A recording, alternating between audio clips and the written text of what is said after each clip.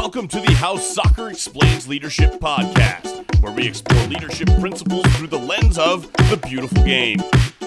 Welcome back to How Soccer Explains Leadership. Thank you again for being a part of the conversation. Paul Jobson and I are very excited that you are a part of this conversation and have been for the last, I think, 80-something episodes. It's just crazy. We're almost at 100 episodes, but we are, and we've had some incredible guests, and today is no exception.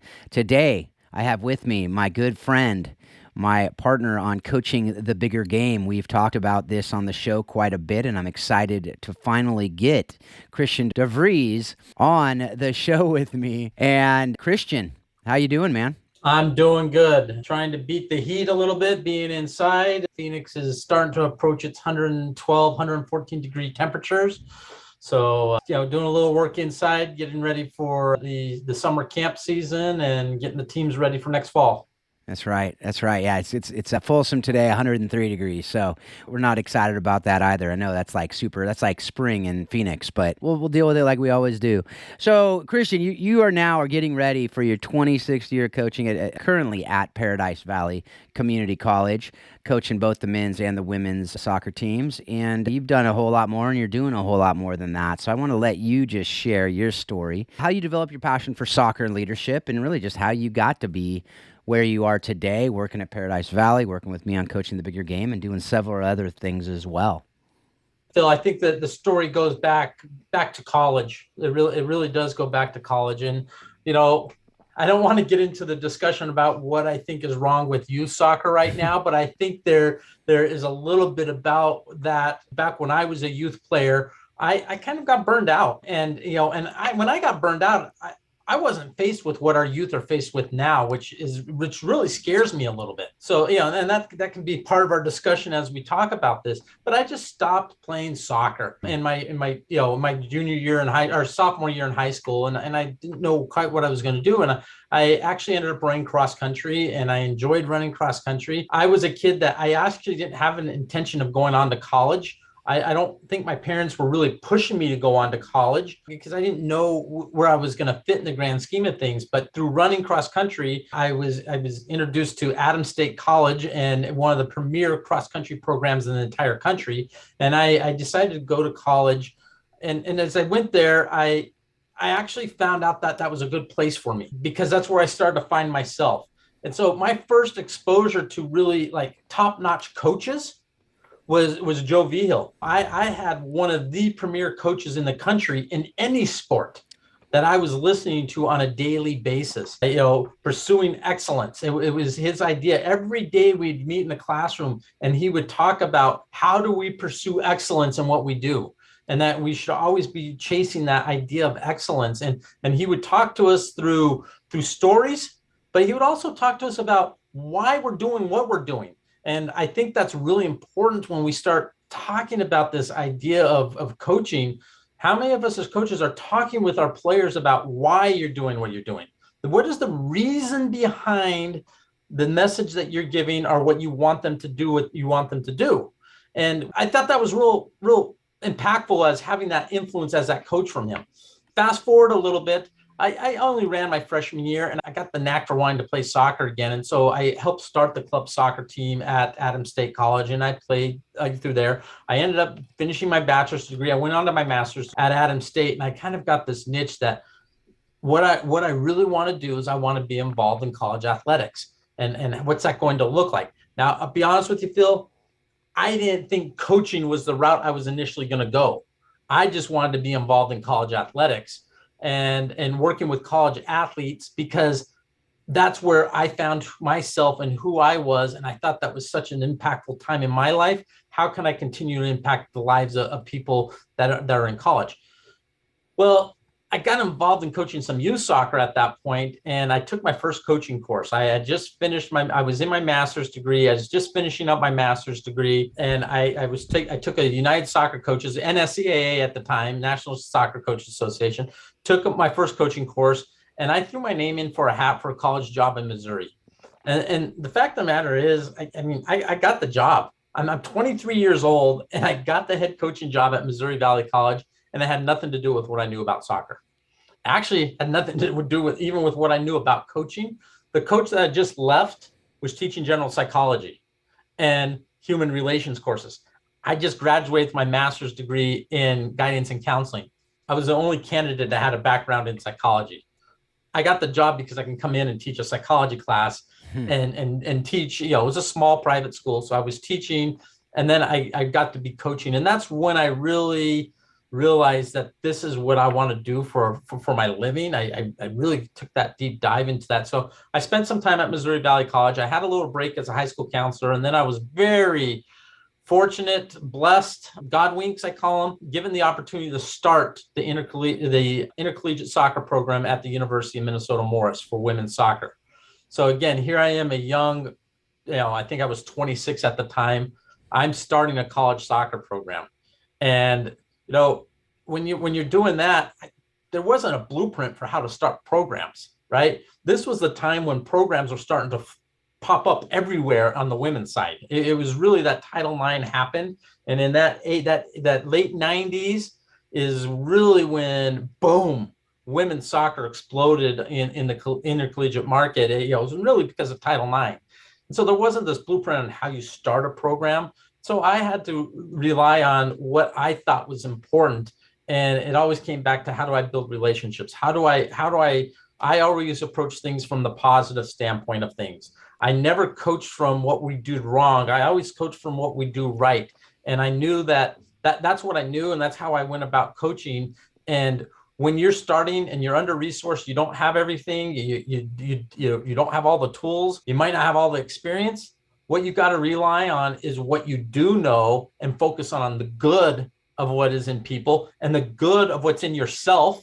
Because we talk about that in coaching the bigger game, the good of what's in me, and how do I bring that out in terms of coaching to build relationships that help people. And so I coached that women's program for 8 years, ended up winning 3 conference championships. And then the school wanted to add men's soccer.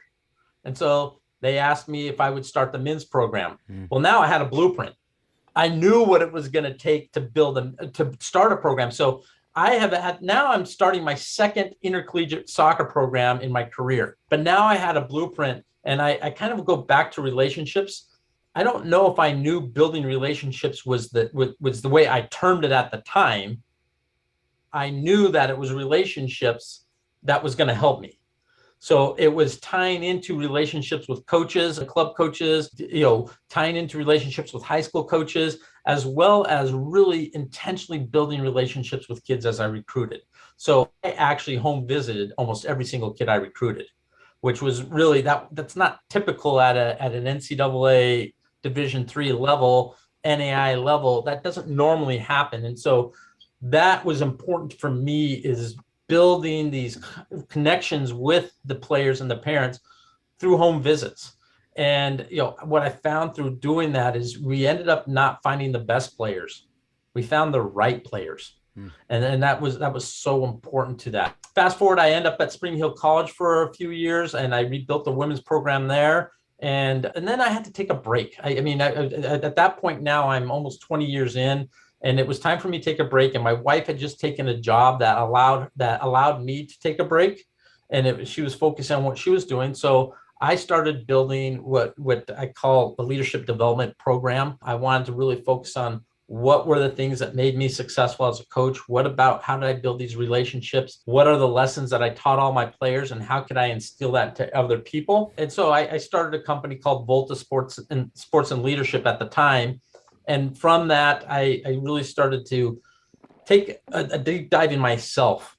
I actually started to go get some coaching for myself and work on my own self-leadership and what was important for me to move on, because where I was stuck as a coach and what I was doing, I was stuck at, how do I continue to get better? And I was trying to get better by trying to win more games or do more of this. And where I really got getting better is I had to redefine what my why was. Why was I doing what I did, and what was important for me? And I had a mentor that kind of told me, says, well, what do you do? And Ed DeCosta was this incredible mentor of mine. And he goes, what do you do, Christian?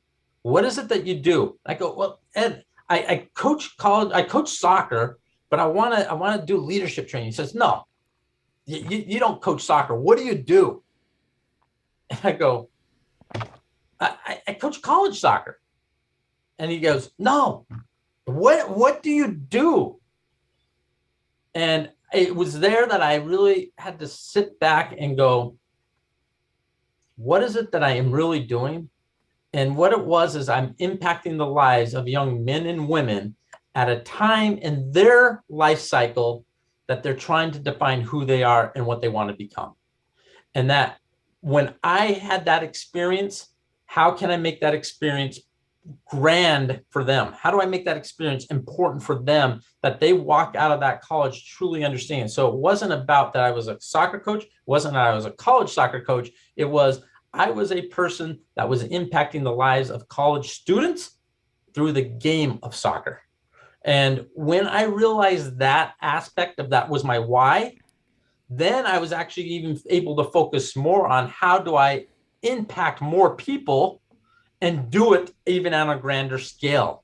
And so that's kind of where that started. Yeah, absolutely. And AOS is athletes of significance, and we will get into that a little bit more. And so, yeah, what I would say is that there's so much there, as you talked about. There's so many different spots. I mean, one of the things you didn't mention, and it doesn't surprise me that you didn't mention it, is you were just inducted into the Minnesota Morris Hall of Fame for your, starting up those programs and the conference titles and all that different stuff. But I venture to guess that none of that would have happened if you were focused on just winning games, but you were focused on developing people and developing programs. And that's something that is why I love working with you on this stuff. But I would just want to hear, with that, with all the work that you're doing, in these different programs you're doing now, like, what do you wish as you go back to those early years? Like, what do you wish? What are some of the things like now after coaching, you're entering your 26th year? What is that?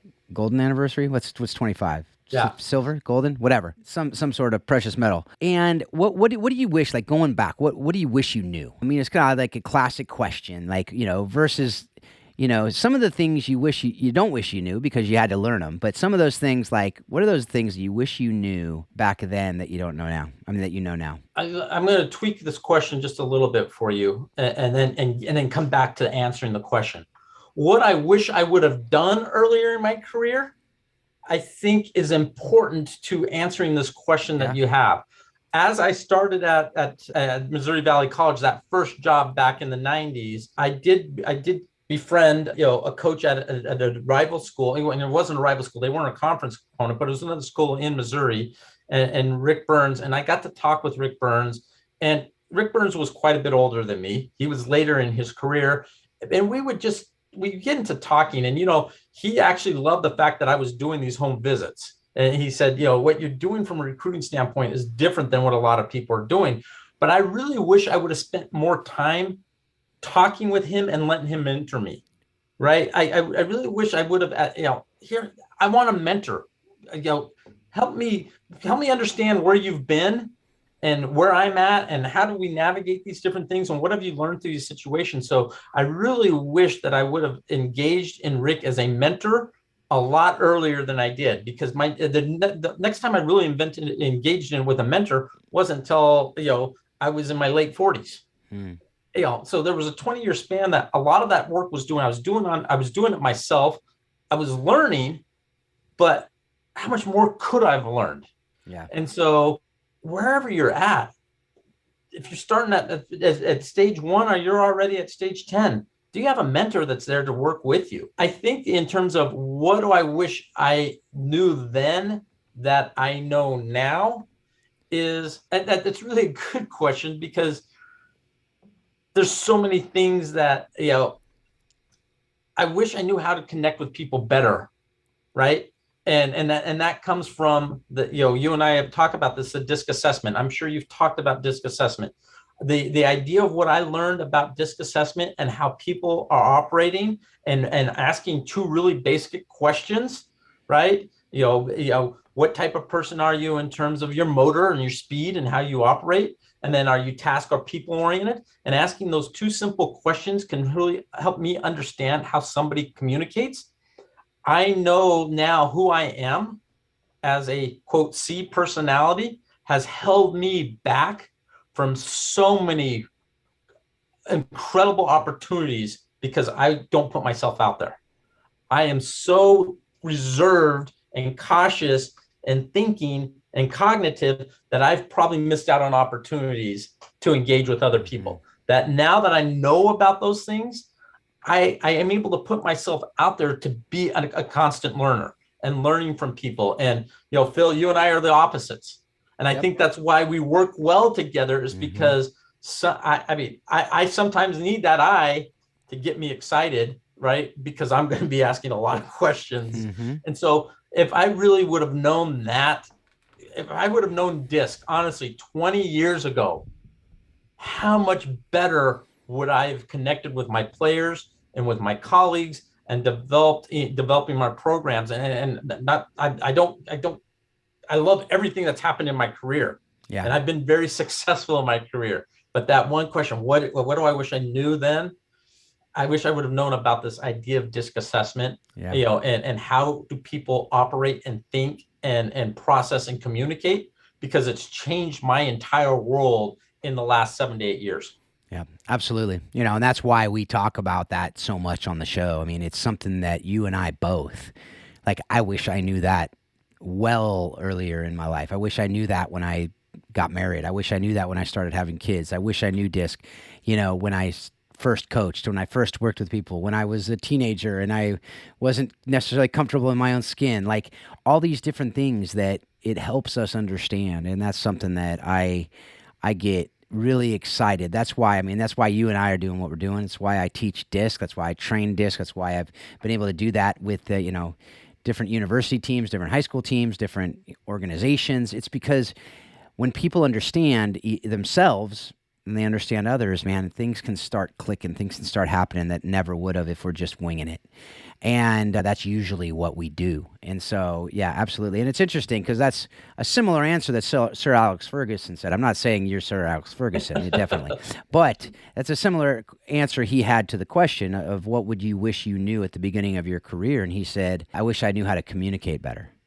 And that's what DISC is all about. It's about how do we communicate better? How do we connect with people? How do we understand people? How do we understand people so that we can connect with them better and communicate with them better and resolve conflict better and do all these things better? And so that's something that I think it's a great answer. And it's always a hard question too to answer because if you knew all those things, you wouldn't have done everything the way you did it. And if you didn't do everything the way you did it, you wouldn't have learned other lessons we can only learn some lessons by just failing miserably and learning it through the School of Hard Knocks and learning it through that and failing forward. And so yet I think there's things that you and I both know we're better off not failing in some of these ways, right? Not burning bridges, not creating toxic cultures, not unintentionally having kids burn out that didn't need to burn out, but it was just we actually burn them out because of how we're wired and how we don't really understand that. So that's something that I think we need to, realize that there are some things that we need to let people fall off their bike, so to speak, when we're mentoring them. But we don't let them fall off a cliff, right? And these are some of these things that I think we can help people to ride their bikes better, so to speak. As we talk about that, I'm going, the difficult relationships I had with players throughout my career, because it hasn't all been roses, right? It hasn't been a bed of roses. There's been some difficult relationships that I've had with players, and I wonder what would have been different with those particular players, because I did connect with players. I think my success happened from connecting with players, but the ones that I had those difficult relationships, what would have been different? And not in terms of my win and losing. It's irrelevant to me winning or losing. It's what would have been different with their life. Could I have had a different impact on their life because the relationship might have been different? And you can't answer. So I think about even like the relationships I'm having now and with the players I work with now and my current players. I know who they are. I understand their assessments. I talk to them, and even the ones that have been stressed relationships, I walk away feeling good about the conversations I've had with those players. In that, I might not just be the right coach for them, but I didn't leave them hurting. Yeah. And I think that was important. Absolutely. No, and that's just it, right? Like, I mean, it's not always going to be a fit. It's not always the right fit for and that's something that we talk about a lot on the show too. What's the right fit, right? It's not always the right fit for you to coach a particular player, and that's fine. And Yep. that's not a bad thing. It's just reality. But don't make it because we don't put in the work on our end, right? Like, have we done our work? If they're unhealthy, if they're toxic, we can hopefully help them get healthy.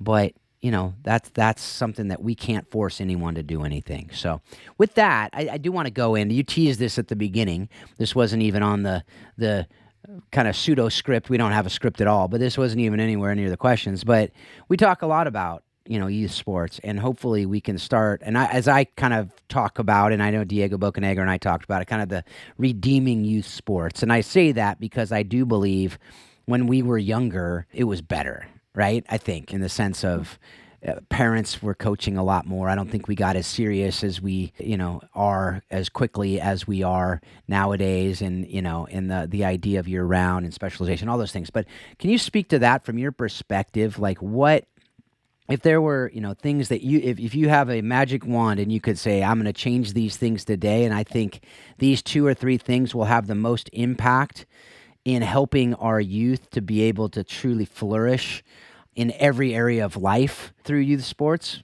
Yeah, what would you do?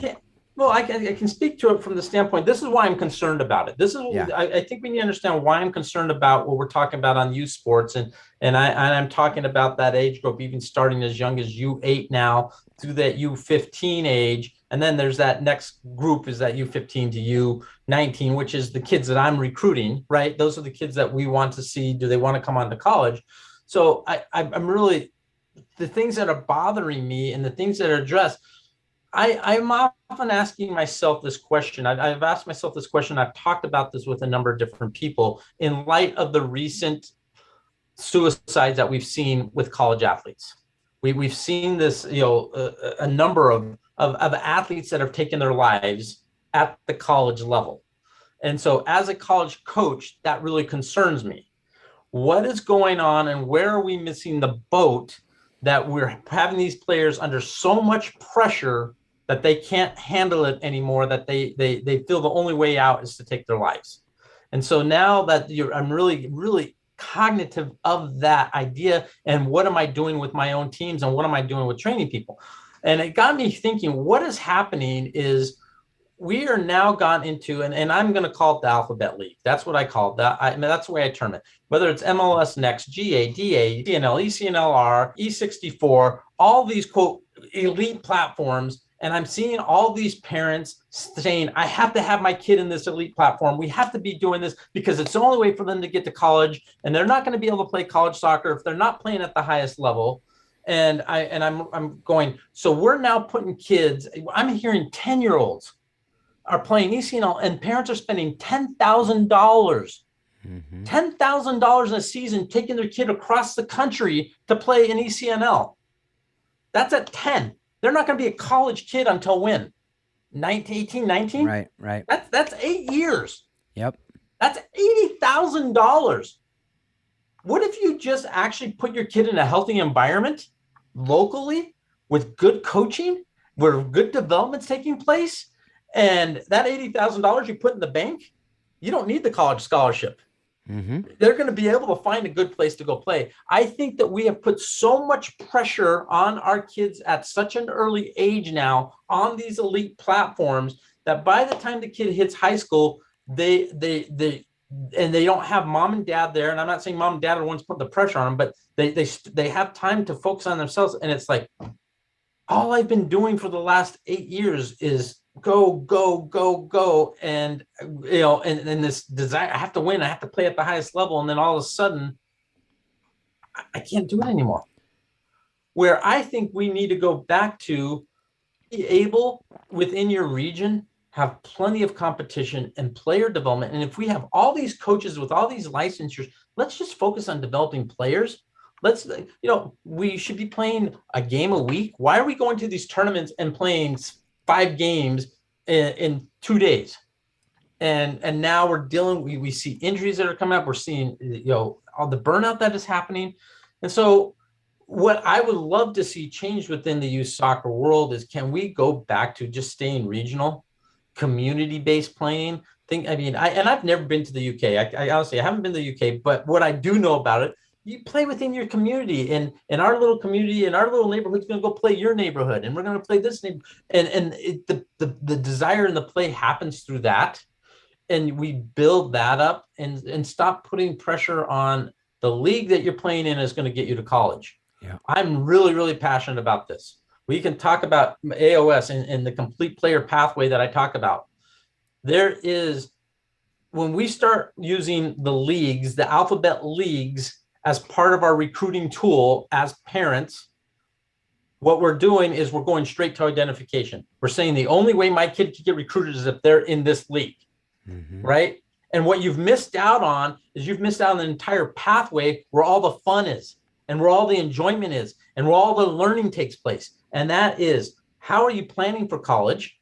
How are you going through a process of knowing what it takes to be recruited for college, and understand that process and understand what coaches do? And then how do you develop yourself mentally? How do you develop yourself physically? How do you develop yourself spiritually? How do you develop yourself in terms of what I call leadership? And then finally, character skills. Once you've done a planning process, and you understand the process to get recruited, and you've developed and you've worked on these other aspects, then identification can happen, and it doesn't have to be at the league. Yeah. Yep. It could be playing high school. I've recruited an All-American out of a high school game. Yep. I mean, I Absolutely. just don't understand why we think that we have to have all these elite platforms, and every new elite platform that comes out, we're diluting the previous elite platforms that are already there. Yeah. So what we're actually doing is diluting the development process of the players. And from a college coach, it makes it more and more difficult for college coaches to actually be able to recruit well and identify talent, because a lot of the best teams aren't even playing against each other. Nope. Because there's too many different platforms, too many different tournaments. The ECNL tournament's going on the same weekend as Surf Cup, the same weekend as the ODP tournament, the same weekend as the national, for USYS. And it's ridiculous. So you can't, and their budgets, they have to say, okay, well, I'm going to have to just go to one tournament. So they pick the ECNL or whatever. And some of those ECNL games are 12-0. And some of the other, it's just like you said, there's so much to it. And that's why I was saying, so much of it is, you talk about go regional. Like, that's what we used to do. I played in South Orange County, California. And I remember we had some of the best tournaments in the country, like it is now, but we didn't have people from all over the country. We had maybe a Phoenix team. Like, we were like, wow, their team came from Phoenix. That's crazy. How fun. I think when I got older, it was like 16, 17, maybe you see a Utah team or something, but you never saw like a New Jersey team or something else, because it just wasn't even part of the deal, and, some people are going to write in and be like, hey, I was in New Jersey and I played there in 1988. Okay, fine. There might've been one-offs, but point is, it wasn't the norm, which it is now. It wasn't the expectation, which it is now. And you talked about that, like 8 years. Take the money aside. If all you're doing for 8 years is telling these kids, this is what you have to do to get to the next level, you haven't even asked them what's the most important question there? Not most important. One of the most important questions. Do they even want to play at the next level? How do they know at 10? They can't possibly know at 10. But I don't want to just speak for you. You're a college coach. I'm not a college coach. So from a recruiting perspective, am I right on that? As far as how hard is it to recruit now? Like, what the heck? Well, so again, when we can talk genders, I coach both teams now, and I've coached both teams throughout my career. I've coached on the women's side, I've coached on the men's side, and now at Paradise Valley, I'm actually coaching both teams. So I recruit both teams now. And even I can see even on, there's a difference in the genders, right? With the guys, I can go out and I host a tryout, and I can have 50 guys show up for my tryout, right? And I've got guys that are contacting me all the time. On the girls, I think because of the success that we've had on women's soccer in the U.S. and women's soccer, we were the first country to truly embrace developing the women's game, the female game. So, and then NCAA really embraced that. When I talked about, again, back in the 90s, when the Title IX happened, and the blow up of soccer, women's soccer became the equalizer for gender equity against other sports. And so there was, and there still is, there's still more women's soccer programs in this country at the college level than there is men's soccer. That's just the reality. There's more opportunities. There's more scholarship money out there for women. And so when that happened, we started seeing this big influx on the girls. ECNL started with women, or with the girls. There wasn't an ECNL boys team for I don't know how many years, right? Right. Yeah. That's brand new. That's like 2-3 years old. Yeah. Right. So ECNL, that was that first kind of maybe that elite platform that really started to take hold was ECNL. And I think I think again, if the intentions was right, they tried to have the regional locations, but then people started thinking, I have to go all the way from New Jersey to Phoenix. That whatever that is, that happened. But what has happened in the women's side, again, we've put so much pressure on these young girls that they're missing out on their high school years. And I hear this all the time. This is not me guessing. This is not a speculation. I am telling you specifically, as I've talked to players, high school players, about wanting to go and play in college soccer, I would venture to say 1 in 3 have decided not to play out after college or after high school. Oh, yeah. They're done. Yep. Because they've missed out on their high school experience. And what they tell me is, I just want to go and be a college student and have fun. And I'm talking, these are top level players that could play at Division I big programs. And so, so now we're actually seeing easily, I'm telling you, I think it's about 1 in 3, maybe 1 in 4, 25 to 30% of our female women players at high school are choosing not to play. Yep. So you've already decreased the amount of playing. Secondly, now we have more women's programs than any other program out there. And so now there's more opportunities for women to play. So it becomes even harder in terms of the recruiting and how you go about recruiting. That now becomes, we get into this fight. And this is where what happened is, through this entire fight, we started recruiting the kids earlier and earlier and earlier and earlier, because we're having 8th graders commit to college. What is an 8th? That was completely asinine. And so at least the NCAA came in and stopped that communication aspect of things. Right. And tried to scale back that when you can start to talk to the athletes is a more reasonable time in their junior and senior year. Yeah. Because we created this monster of I got to commit by my freshman year. Otherwise I'm not going to find a place to play. That's right. Yep. It drives me nuts. It's crazy. And I will say, like, you just threw out an anecdote. I'm going to throw out another anecdote. I mean, you threw out like a stat that is not based on any study, by the way, but it's based on experience. Right. But that 1 in 3, I had 3 girls on my high school team this year. All 3 made first team all league, Sierra Foothill League, best league in Northern California. And 3 of them made first team all league. 1 of them is playing in college. All three of them were ECNL players. All 3 of them could have played D1, and 1 of them chose to go.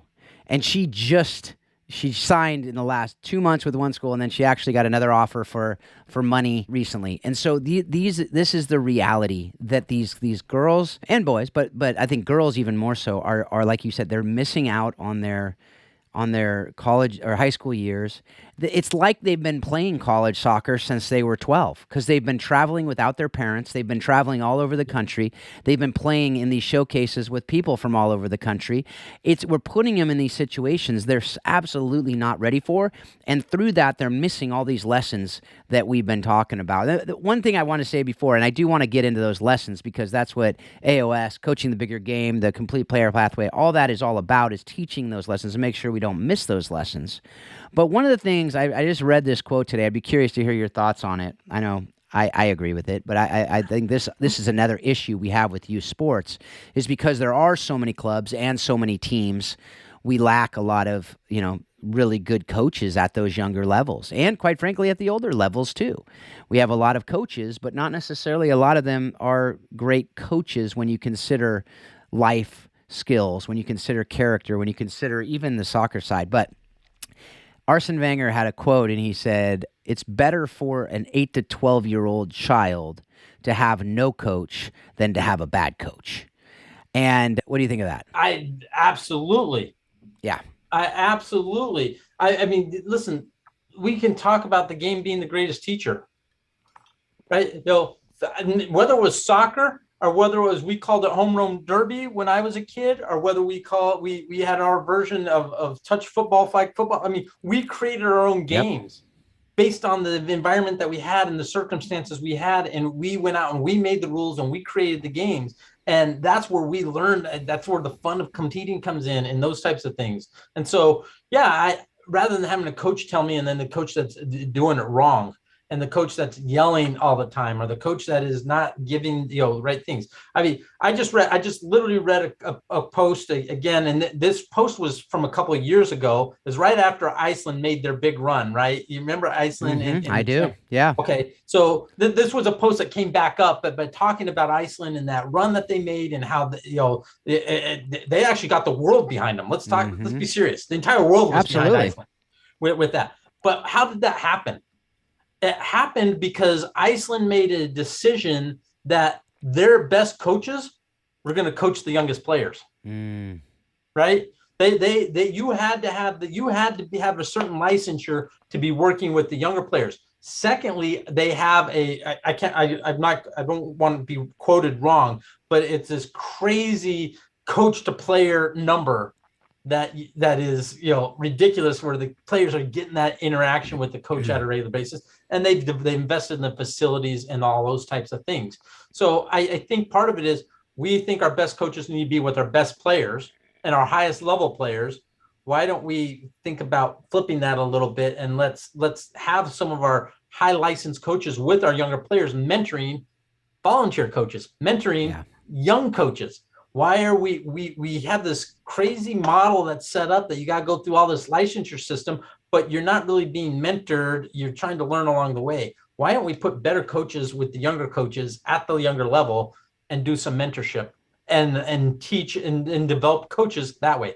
I think the other piece is back to my whole experience of what I do, how I've grown up. We are taught that coaching is about coaching X's and O's. Okay, anybody that studied John Wooden has got to know that the X and O's was the last thing that John Wooden worked on. Mm-hmm. It was the pyramid of success, right? And how you show up, and how you show up every day, and that you can't miss a practice and come back and give me 110%, because there's no such thing as 110%. There's only 100%. Yep. Right. So you need to give me 100% every day. Mm-hmm. And so I guess on what is really a coach? I mean, how do we really define a coach? What is the job as a coach?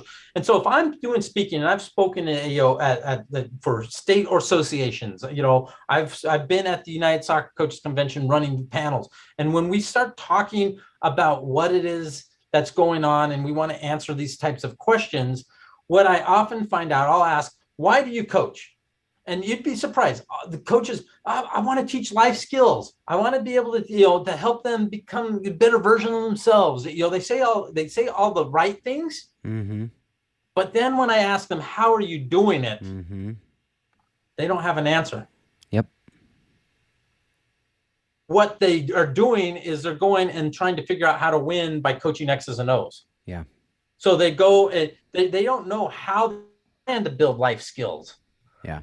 Or what I call character skills, or what I call leadership skills. And understand, I'm very intentional. I want the audience to hear this, Phil. All of these things are character skills, leadership skills. Okay. They are not traits. Yeah. They are skills because they can be learned, they can be taught, they can be improved upon, they can be developed. And so as coaches, we have to do a better job. If we're going to say that's why we want to coach, then we have to have that implemented into what we do. Mm-hmm. Right? It's not just about the X's and O's. And we need to stop coaching for the wins on the field and for the scoreboard and for the feel good. We need to start coaching for making players enjoy the game and feel good about how they played when they walked off that field, win, loss, or tie.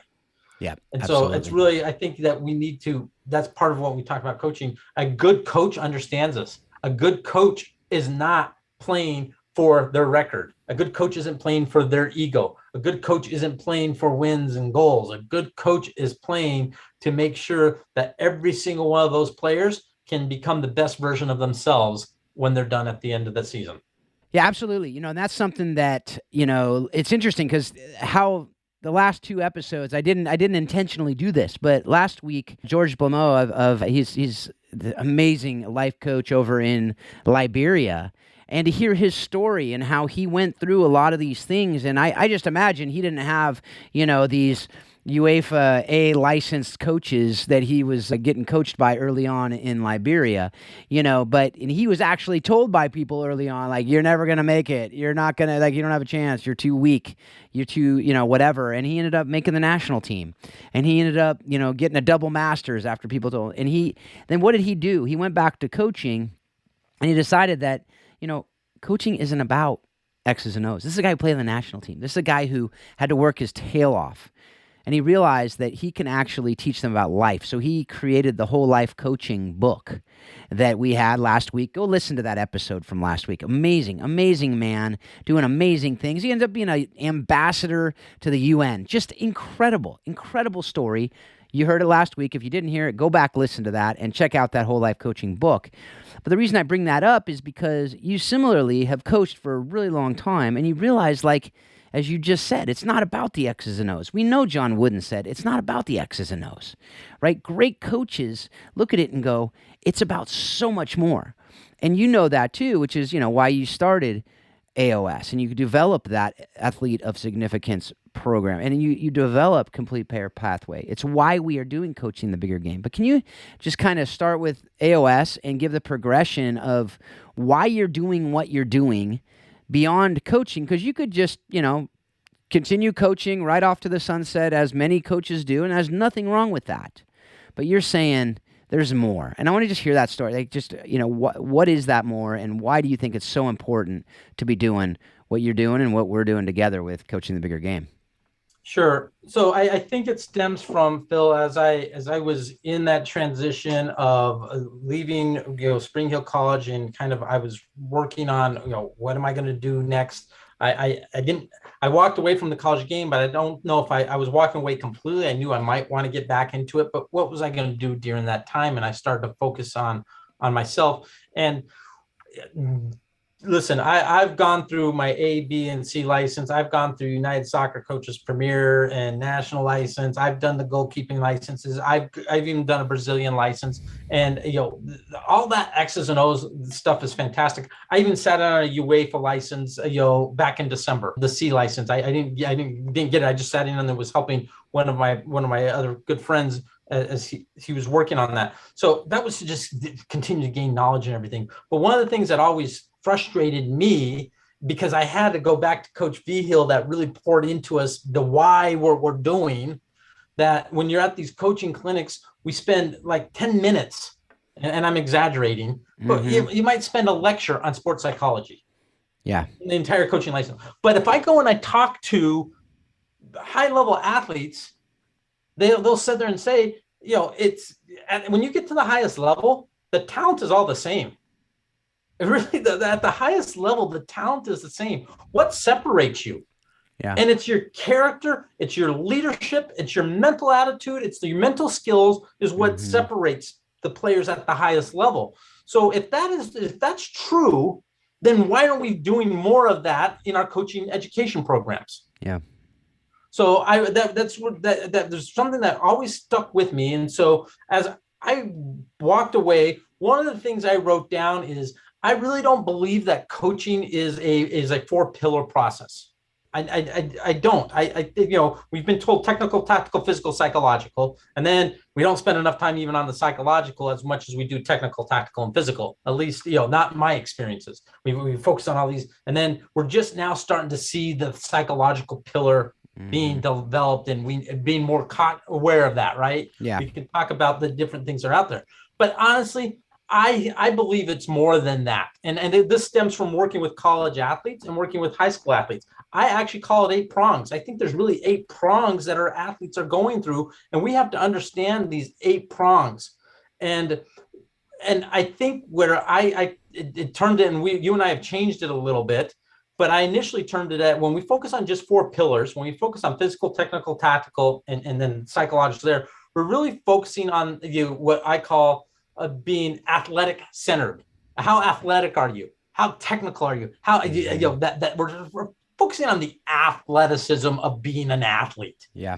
And I really believe as coaching, and this comes back from my studies of John Wooden, my studies with Joe Vigil, my studies of Carroll, Tony Dungy, right? Coaches from other areas. We need to be more athlete centered.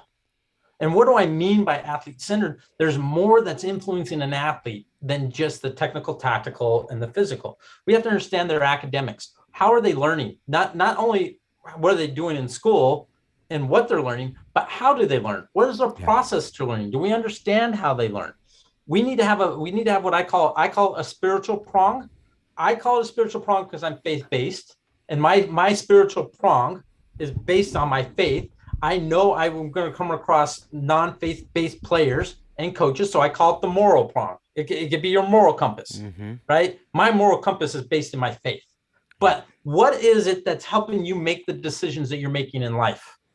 Why are you going to do that? What are you looking to that's helping you make those decisions that you are going to be faced with? Because you are going to be made faced. I don't like this person. How am I going to respond to that person? I don't like what happened to me here. How am I going to deal with that? Do we not talk about that? So we need to have that spiritual prong needs to be really, in depth and understanding there. I kind of put psycho and social together. I think the sociological aspects, what are we doing from a sociological aspect? Do we understand the environment in which our kids are coming from? If we don't understand the sociological impacts of our players, we're missing the boat as coaches. We have to understand what is influencing them at home. I am now in a very large Hispanic population. I have a large group of first-generation Hispanic students that come and play for me, and I come from a Hispanic family, and I understand that a lot of these young men that I coach, the next step for them after high school is going and working with dad, or working for the business. But what can we do to change that narrative that they get an education that can actually change the narrative for the family because they do get the education? I had to get parents to come into the home visits, and I have to have mom and dad in agreement with why the kid wants to come and play for us. Yeah. Because if I have mom and dad in agreement with us, then we start to break down the social barriers that might be in play for me to get the most out of my player. If I don't do that, the first time dad calls and says, I need you here at the work site, what's the kid doing? He's leaving practice and he's leaving his team hanging. That's right. So because of this, so we have to be aware of that sociological aspect of what's happening. And I think that if you want to picture that, folks, like we're not just making this stuff up. Actually, it's obviously dramatized, but that movie McFarland, I think, did a really good job with that, right? To show that picture of, hey, my dad needs me. We gotta work, and then for the coach to understand that, to be able to come into that and say, okay, how can we have a win-win here? Right. How can we? Because these kids need running, and because that was a cross-country movie, and you need them on the farm. So how can we make it a both and rather than an either or? What does that look like? But you need to understand that before you could actually come into that. And then leadership skills. I'm so passionate about what we call leadership and character skills. So that was this idea of how do we create an athlete-centered. We focus on being an athlete-centered coach. So I had this idea of this 8 prongs back in here, and that I wanted to mold it and develop it and work on that. And at the same time, it was okay. Where have I had great impact? Really, at the time, was with the athletes. And I woke up in the middle of the night one night. It literally, Phil, in the middle of the night, I woke up in a dead sweat, and I had to go find my journal, and I wrote my journal. AOS, athlete of significance. And what it was this idea that coaches don't recruit success. They recruit significance. And what I mean by that is coaches are looking for the players that are going to bring the greatest value to their programs. Your talent is important. Don't get me wrong. I'm not saying talent doesn't matter. Your talent absolutely does matter. But also, what matters with your talent is who you are, the character you're going to bring, the leader you're going to be, the type of person you're going to be when you show up on my campus. Just being a good player is not enough anymore. Right. What is the full value you're going to bring to my program? And I determined that as being significance.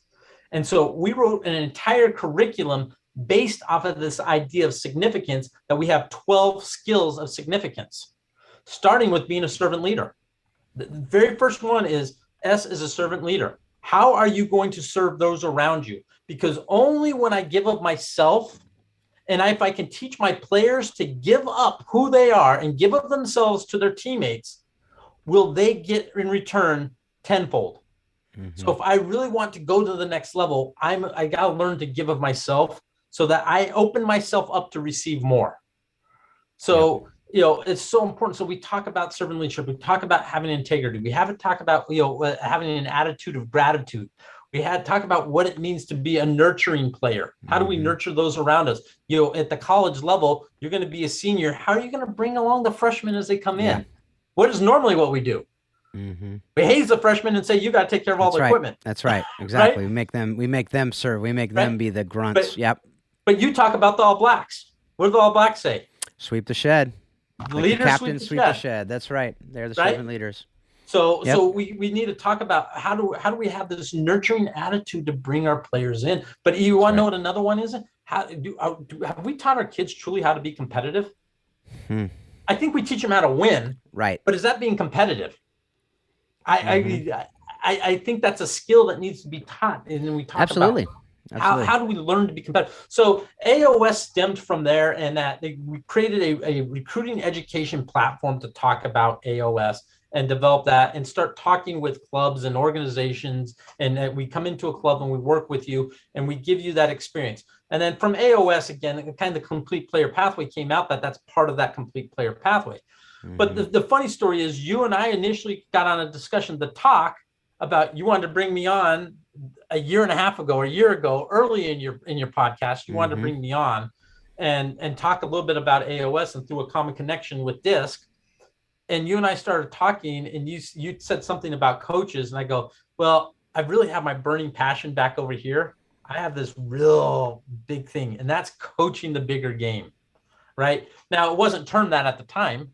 Right. It was termed how do we become an athlete-centered coach, right? How do we do that? What does it mean to be an athlete-centered coach? And what do I need to do as a coach myself to develop athletes that, and focus on my athletes as individuals? And as you and I talked more and more and more, we've decided to collaborate, and we've come up with this program called Coaching the Bigger Game, elevating significance in sports. We are elevating the value that sports has in our lives. What are the leadership things that we are learning? What are the lessons that we learn? How do we grow through this experience and sport in our lives and elevate what we do and what we give back to others? And really the focus on, Phil, is it's not about coaching the bigger game. Is not about X's and O's. We're not going to get together with you and talk about what formations you should be playing. We're not going to talk about the differences between 3-4-3 and 3-5-2 and 4-3-3 or whatever. We're going to talk about how do you deal with a difficult player? How do you deal with parents that are questioning things? We're going to talk about how do you actually, I know where we really start. How did I develop myself to become a better person? That's right. We start in self-leadership. Yep. Right? If you want your players to become better players, then you better start focusing on yourself to become a better coach. Mm-hmm. Because if all you know is X's and O's, all your players are ever going to learn from you is X's and O's. That's right. That's right. So we start with defining what your why is. Yeah. So, we can talk a little bit about the big game. It's really it's a process of elevate self. The coaching the bigger game is how do I elevate myself as a coach first and foremost. I spent a year and a half taking a deep dive in my own personal development and leadership through mentors and being part, John Maxwell and Scott Fay and Ed DaCosta. These are three men that really poured into my life beyond not just being a soccer coach, but who I am and how I develop what I want.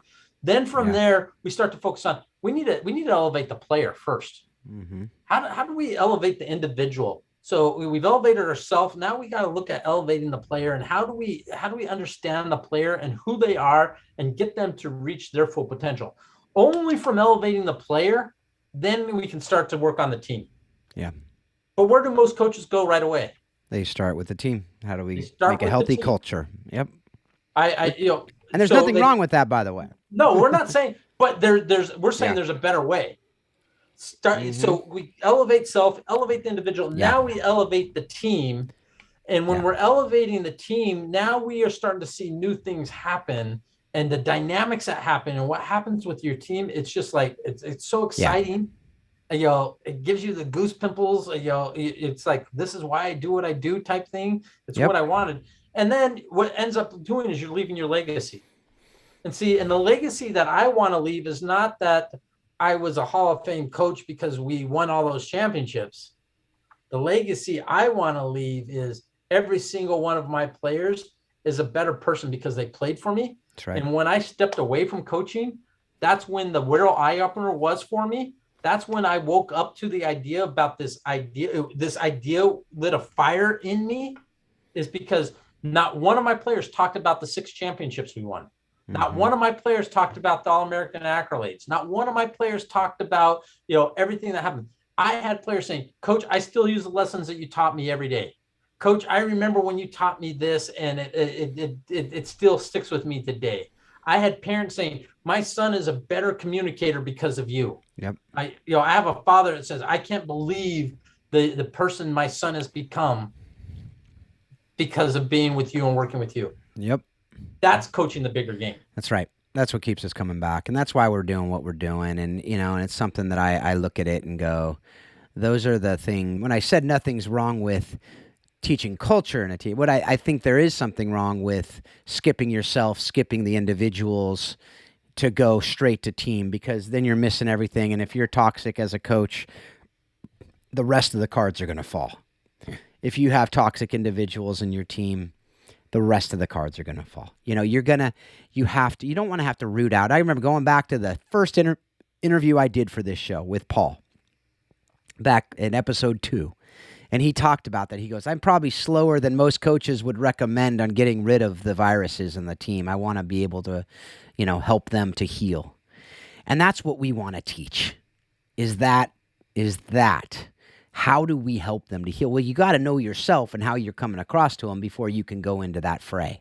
And you need to know who they are and how they're wired before you can go into that fray. So those are a lot of the things that we talk about and we're going to talk about on this. Now, we've talked about coaching the bigger game a lot on the show already, so we're not going to dwell on it. I wanted people to be able to hear your perspective on it and where it came from your perspective. Because I did do an off-season talk on coaching the bigger game back in, probably 40 episodes ago or so. You can go back and check that out if you want to learn more about the nitty-gritty of it and what it looks like. You can also go to coachingthebiggergame.com to find out all the details you want to know and how you can sign up and how you can get involved. One of those things that we've talked about is if you're a parent listening to this and you're thinking, man, this sounds great, I wish that my coaches did it. Well, get it for them. Right. That'd be a great gift at the end of a season or the beginning of a season, better yet. Don't wait till the end of the season, because you want your kids to be able to benefit from this. This is, decades of experience as coaches, as leaders that we're bringing to the table. It's not just us either. We're bringing in other people, John Wooden's, all these other people that we can't bring John Wooden in himself, but fortunately he has memorialized his thoughts and his teaching in a lot of books and a lot of different things. And we have scoured these different amazing leadership tools to be able to put it together for the coaches. So that's something that I strongly encourage. Neither Christian nor I would be wasting any time with something that we didn't believe in ourselves and that we haven't used ourselves. And we just want to take these lessons we've learned over the years in the last couple decades and say, how can we put this down into a program that can help the younger coaches and older coaches who've never thought about this stuff. These are critical things to be able to get the most out of our players and, quite frankly, to flourish ourselves. So that's something that we want to do. And I want to just kind of wrap up the episode because we are over the hour mark, which is just crazy that we're already there. But I do want to wrap up the episode. And first, before we ask the last couple questions I ask for everybody, how can people get information on athlete of significance and complete player pathway for their kids, or if they're a coach, for their teams? Yeah, so sports.com is where AOS is at, and then completeplayerpathway.com is where you can get information about the complete player pathway and look into that. We're actually in the process of bringing out some new things, and so new launch, shall we say, as we continue to up level what we're doing and as we're working with some things. And so I don't have the complete player pathway has a great overview, but understand within the next month or so, there's going to be a whole nother aspect that's going to come into play with that. Whether it's bringing it to a club, whether it's bringing it to a team, whether it's bringing it, you just want it for your families. It's about understanding the process. And you know what? This recruiting process doesn't need to be scary. Okay, yeah. It doesn't need to be scary. And please, I would say, pay attention to who you're listening to. Mm-hmm. Right? Yep. Who are you listening to that's giving you the advice? Are you listening to one parent that went through the process and how it worked for the one parent? Well, the only perspective they have is their perspective. Mm-hmm. And what they did worked for them. But is that perspective going to work for you? That's right. Whereas we are talking about over 25 years of experience of coaching college soccer and seeing the different levels and talking with college coaches and how they go about doing it. And that, I think I would like to know how a college coach actually recruits so that I can make sure I'm putting myself in the right position to be recruited. That's right. Right. And so, and even as college coaches, we recruit differently. So it takes different ways in terms of how you might approach different college coaches. That's right. And I've been through the recruiting process on the other side with my kids and with myself, and my wife went through that back in the day. And now my kids have gone through that as well. And to be able to bring that perspective to it, I think is important as well. And I remember, it's not like it was a long time ago. It was literally a couple hours ago. But I saw another post that Don Williams posted, something about, hey, this June 15th date that's coming up. Yeah. Like, it's just a date. People will be bragging, people will be posting, people will be saying, oh, I got contacted by this or I got contacted by that. You know what? It's just a date, and it's not the end all be all. And don't freak out and don't get too high on your horse. Right. And that's something I wanted to say too. When you say elevate self and elevate player, I want to make sure you guys understand. We're not saying like make a big deal about yourself or be narcissistic and make it all about yourself. No, elevate who you are as a leader, elevate your ability to lead, elevate your understanding of self, elevate to be able to help you flourish more. That's what we're talking about there. So I just want to make sure that, that's not misunderstood as we just say a word can mean a lot of different things, especially in this English language we speak. But anyway, so with that, we got, we could talk for hours about these things, but we're going to cut it off here and go to the last couple questions. So the first is, what are a couple of lessons you've learned directly from this beautiful game that we love that you have used in your marriage and your parenting? Listen, I think that what I've learned is it's not what happens to you, it's how you react. Right? Stuff's going to happen to us, folks. Good stuff is going to happen to us. Bad stuff is going to happen to us. Good things are going to happen on the field. Bad things are going to happen on the field. You're going to get a call for you going one way. You're going to get a call for you that goes the opposite direction. Mm-hmm. Right? And it's a matter of how you react to it. You're going to win the game that you probably shouldn't have won. Yep. And you're gonna lose the game that you should have won. Yep, absolutely. Right? And how do you react to it? So I've learned I've got to put things in perspective. Is how do I learn from what has happened to me, and how do I react to what's happened to me? I want just a short little story about this. And when we talk about reaction, I'm at Spring Hill College coaching the team there. It's the first year there. We're trying to build this culture and everything. And we're playing Lee University in the first, one of our games. And Lee at the time, I think was at that time, 3-time defending national champs. And Lee comes in and beats us 12-0, right? We're down on that. I don't get down on it. I just focus on who we are, what can we do better, how do we improve. Fast forward, we qualify for the conference tournament for the first time in a while. Our first opponent, Lee University. We go up to Lee University. At halftime, the score is 1-0. And one of the players goes up to my assistant coach, says, he's never thought that we could actually win this game. And the assistant coach goes, yeah, coach has always thought we had a chance to win this, hasn't he? Yeah, because it wasn't about X's and O's, it was about who you are as a person, right? Mm-hmm. It's that idea that, how are we going to react to the situation? That's right. So with that lesson that I think sport has brought me is we are always going to have, if you aren't having failure in sport, then you're not playing correctly.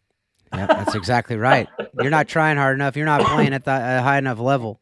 Right. You're not playing the game, quite frankly. Because, yeah, like you said, so Wigan beat City with 18% possession in that FA Cup game. Yep. That one match I'll never forget as a United fan. But that's not a game City should have lost, but they did. Right, one mistake. Right, so that and I've been there. And so how do we? It's what I've learned through all this is, as a coach, what do we take from each experience as a learning experience, and what were the things that didn't go right, and how do we make sure that doesn't happen again, rather than dwelling on everything we did wrong. Yeah, we've got to focus on where we're at and doing what is right. Our brains operate on positive serotonin. Yep. So we have to put that positive serotonin in our brains to be able to move forward. Mm-hmm. Yeah, absolutely. Absolutely. No, I love that. And, it's something that I think about, that we talk a lot about mental health on this show, and in leadership, we need to be mentally healthy. And that's such a great principle that you just talked about, that we do absolutely learn from this game, is you can't control what happens to you, but you can control how you react to it. And that is so important. And that is such a massive mental health principle as well. And if you're not healthy and understand yourself, it's very unlikely you're going to react well when the hits the fan. So anyway, all right. So last question: what have you read, watched, or listened to that has informed your thinking on how soccer explains life and leadership? Well, I love sports movies, right? Yeah. So for me, I love these movies that are made about coaches and the stories of coaches. And so whenever I can kind of have that opportunity to watch a movie, I'm not just watching it for the entertainment value. Mm-hmm. I'm watching it for what else I can learn from it. So you talked about McFarland, right? Yep. The great story that as the coach, the sociological piece, right? Yep. Absolutely. I have to understand the sociological impact that's happening to my players. I look at Coach Carter. Coach Carter is now talking about kids that think they are privileged and they deserve something. Yeah. And how does he impart into them responsibility in that, playing sport is not a right. That's right. It's an honor to be able to do that. So, you get that. Miracle. Fantastic movie. Just talking about, I always love the, get on the ice and go again. Now that's not necessarily what we're talking about, great coaching, but there was something to that idea about, are you playing for the right badge? Yeah, who are you? Yeah, who are you playing for? Who do you play for? So the message there was the badge. This is why people ask me, why do I recruit high school soccer? And I go, absolutely, I recruit high school soccer. Yep. I love recruiting high school soccer because high school soccer, I see the kid playing for the badge. That's right. That's exactly right. Club soccer, they can care less. They're playing for themselves. Yep, for the most part. But high school, seeing a state champion, that there's nothing more pure about the game, regardless of how good of a player you are. And playing for the badge. So, you got that out of Miracle. So I think these ideas of these great sports stories that are told to us, it's not just the entertainment value, but what is that lesson that you can pull out and then apply to your own life and your own coaching experience and your own marriage and your own parenting of what you're going to be doing. Yeah, absolutely. As I'm thinking through that, I can't help but think of Remember the Titans, which I think is my favorite sports movie of all time. But I got to thinking, we need a good, soccer coach movie. Like we have these all or nothing specials that we see the documentaries, but I think all I can think of from a coaching perspective is Kicking and Screaming with Will Ferrell. But I don't think that's necessarily a good model for us, So not quite. No, we need to think of a good one, So, but I'm sure there is one out there. Maybe it's in a foreign language that we need to pull out. But if you know that, folks, send me an email. I'd love to know that movie. I want to watch it. So anyhow. All righty, man. Well, thanks again for, I just thank you for your friendship. Thanks for all you're doing. Thanks for, I've already what we've been able to do together. I'm excited to get it going. As we've said, folks, go check that out at Coach of the Bigger Game. But just thank you, Christian, for who you are, what you're doing, what you've done. Appreciate you. Yep. Thank you, Phil. All right, folks. Well, thanks again for being a part of the show. It's, as these conversations go sometimes, man, we just keep talking. So thanks for sticking with us. Thanks for being a part of the conversation. And as I said, go check out Coaching the Bigger Game. Go check out warriorwaysoccer.com just to see what Paul and Marcy Jobson are doing through their Warrior Way camps and their Warrior Way gives, as well as the consulting stuff that Paul's doing. Check that out. And, Paul's a great dude who's doing great things. And Marcy is more than just someone sitting behind the scenes. She is an amazing woman doing incredible things and always has. So, folks, with all of that, I hope that you're taking all that you're learning from this show and you're using it to help you be a better parent, to be a better spouse, to be a better friend, be a better coach, and to continually remind yourself that soccer does explain life and leadership. Thanks again. Have a great week.